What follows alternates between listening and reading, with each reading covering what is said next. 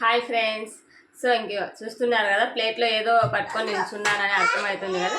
So ఇది వచ్చేసి stuffed bonda అనమాట. అంటే మనం ఈవినింగ్ స్నాక్స్ టీ టైంలో కానీ ఏదైనా స్నాక్ ఐటమ్గా తీసుకోవాలనుకుంటాం కదా. సో అలా అప్పుడు బెస్ట్ ఆప్షన్ అనమాట. అంటే బజ్జీలు, పునుగులు, అలసంద వడలు ఇలాంటివి టీ స్నాక్స్లో తీసుకుంటాం కదా. సో అదేవిధంగా ఇది వచ్చేసి ఆలు, బఠానీ ఇవన్నీ వేసేసి స్టఫ్ చేసేసి బోండాలా ప్రిపేర్ చేశాను. చాలా టేస్టీగా ఉంటుంది, పిల్లలకు కూడా హెల్తీగా ఉంటుంది.